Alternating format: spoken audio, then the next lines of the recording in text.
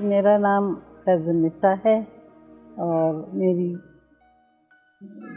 جو پیدائش ہے وہ حیدرآباد دکن اس ریاست کی ہے، اور مجھے یہ فخر ہے کہ میں ہندوستان جو غلام ملک تھا اس میں پیدا نہیں ہوئی۔ جب میں پیدا ہوئی ہوں تو اس وقت نظام جو ہیں وہ حیدرآباد دکن کے بادشاہ تھے، اور ایک مسلمان بادشاہ ایک مسلمان ریاست میں پیدا ہوئی۔ میرے والدین وہیں رہتے تھے۔ میرے والد کا خاندان کا کچھ تعلق جو ہے وہ ناگپور سے بھی بنتا ہے۔ سن 47 میں تو حیدرآباد قائم تھا۔ جب وہاں فسادات شروع ہوئے ہندوستان میں تو میری والد کی فیملی کے جو رشتہ دار تھے وہ سب حیدرآباد آ گئے۔ وہ آ گئے تو ان میں سے بہت سارے ہمارے گھر بھی ٹھہرے۔ تو اس وقت ہم نے پہلی دفعہ وہ لوگ دیکھے جو ہندوستان پاکستان کی تقسیم کے نتیجے میں بے گھر ہوئے تھے۔ وہ میرے والد کے رشتہ دار تھے اور تعداد میں کافی تھے، کچھ ہمارے ہاں ٹھہرے کچھ اور ہاں ٹھہرے۔ تو بچپن میں جو ہم نے ان کی زبانی باتیں سنی کہ یہ ہوا، مار دھاڑ ہوئی، فسادات ہوئے اور جانوں کا خوف مسلمانوں کو ہوا، تو وہ فوراً کیونکہ حیدرآباد ایک مسلمان ریاست تھی وہ مائیگریٹ کر کے وہاں گئے۔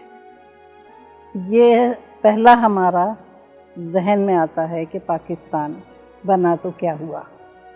لوگ یعنی مسلمان وہ ڈسپلیس ہونا شروع ہو گئے پاکستان بننے کے ساتھ ہی ساتھ، اور ان میں سے کچھ لوگ حیدرآباد دکن بھی آئے جن سے ہم ملے، ہمارے رشتہ دار تھے۔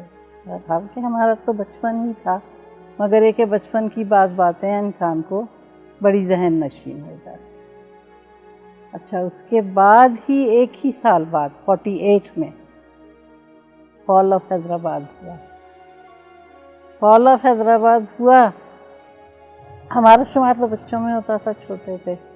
میرے 2 بھائی بڑے تھے، ایجوکیشن کالج لیول پہ ایجوکیشن تھی ان کی، پڑھ رہے تھے۔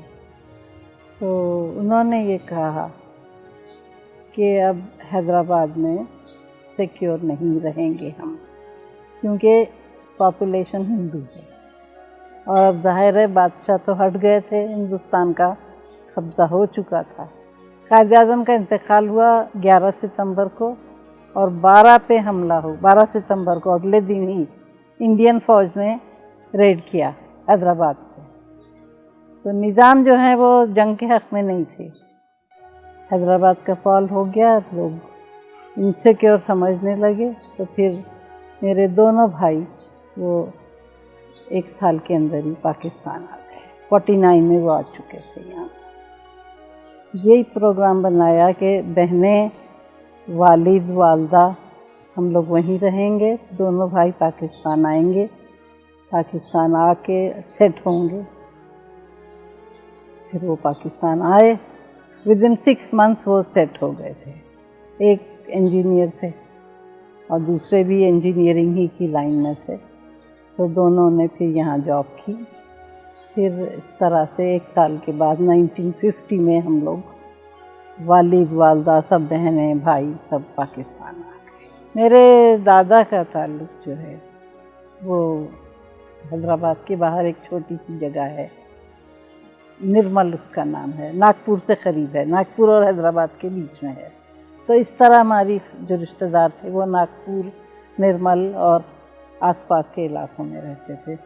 زمیندار لوگ تھے، کاشتکاری کرتے تھے، باغات تھے، حویلیاں تھیں، اور پڑھے لکھے لوگ تھے، سب پڑھے لکھے تھے، تو ہر طرح سے اچھے تھے۔ لیکن وہی ہے کہ راتوں رات ان کو وہاں سے بالکل کسی طرح سب کچھ چھوڑ چھاڑ کے آ جانا پڑا۔ اس میں یہ ہے کہ 100% لوگ تو نہیں آ سکے تھے، 50-60% لوگ وہ آ گئے تھے اور باقی لوگ وہیں رہ گئے تھے۔ اور جن کے گھروں میں بیٹیاں تھیں وہ لوگ سب میں پہلے آئے۔ انہوں نے کہا کہ ہم سمجھ سکتے ہیں کہ ہندو قوم جو ہے وہ کیونکہ دست نگر رہی ہے مسلمانوں کی، اور جب ان کو سپریمیسی مل جائے گی، ان کو وہ مل جائے گا، اقتدار مل جائے گا، اور وہ یہ سمجھیں گے کہ اب تو مسلمان ہمارے رحم و کرم پہ ہیں، کہ کیونکہ کانگریس کی جو پالیسی تھی یا کانگریس کے لیڈرز کی تھی وہ یہ تھی کہ ہندوستان ہندوؤں کا ہے. حالانکہ وہ ایک دم بولتے نہیں تھے، کھلم کھلا نہیں کرتے تھے، لیکن ان کے جو لیڈرز تھے تو ان کا انداز یہی تھا کہ مسلمان جو ہیں ہندوستان پہ حکومت ہوگی ہندوؤں کی، اور پاکستان کو تو ہندوؤں نے قبول ہی نہیں کیا، ذہن ان کا ایکسیپٹ ہی نہیں کرتا تھا کہ وہ کہیں کہ بھئی ہاں پاکستان ایک الگ ملک بنے گا اور مسلمان اس میں رہیں گے. جب ہندوستان الگ ہو گیا تو انہوں نے کہا کہ ہندوستان پہ ہماری حکومت ہے، اور اب مسلمان جو ہیں وہ ان کے سمجھیں دباؤ میں رہیں گے یا انڈر میں رہیں گے. یا بہت سارے سردار پٹیل جس میں آگے ہیں، ان کا یہ سوچ تھی کہ ہم نے حکومت کرنی ہے، ہندوؤں نے کرنی ہے، ہندوستان کے لوگوں نے نہیں کرنی. حالانکہ مسلم لیگ تو یوں بنی تھی کہ مسلم لیگ مسلمان بھی آزادی کے لیے لڑیں گے، اور کانگریس کا بھی یہی پہلو تھا. لیکن جب منزل قریب آ گئی تو دونوں کے خیالات میں فرق ظاہر ہو گیا. تو وہ میرا خیال ہے وہاں کے جو لوگ تھے، پڑھے لکھے تھے، باشعور تھے، انہوں نے یہ دیکھا کہ ہم کو ہندو پریشر میں لائیں گے، دبائیں گے.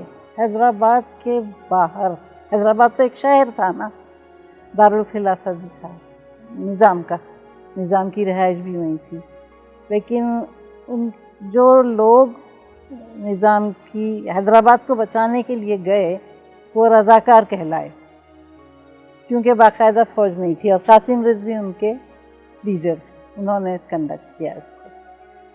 تو فوج تو نہیں تھی، نظام کی فوج تھی، اور نظام نے آرڈر نہیں دیا میرے خیال سے فوج کو لڑنے کا، کیونکہ عام ذہن میں یہ تھا کہ اتنی بڑی فوج ہے تو حیدرآباد کی چھوٹی سی ریاست ہے، وہ کیسے لڑ سکتی.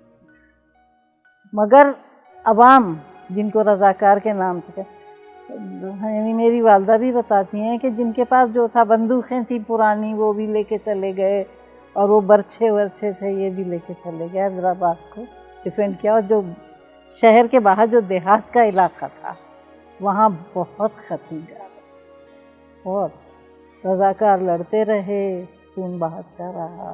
مگر یہی 7 دن 12 تاریخ سے 17 تاریخ.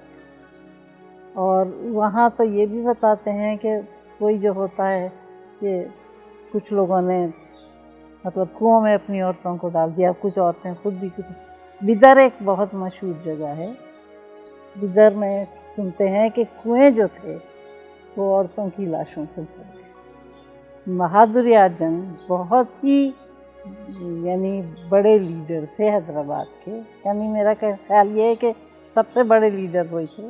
اور انہوں نے جو جماعت بنائی تھی اس کا نام تھا مجلس اتحاد مسلمین. سارے مسلمانوں کو وہ ایک جگہ جمع کرنا چاہتے تھے، چاہے وہ حیدرآباد کے ہوں چاہے وہ کہیں. تو وہ اتحاد المسلمین جو ہے وہ بڑی کام کر رہی تھی. قائد اعظم سے ان کی خط و کتابت ہوتی تھی. میرے پاس ایک شاید کتاب بھی تھی جس میں بہادر اعظم کے خطوط تھے جو انہوں نے قائد اعظم کے نام لکھے.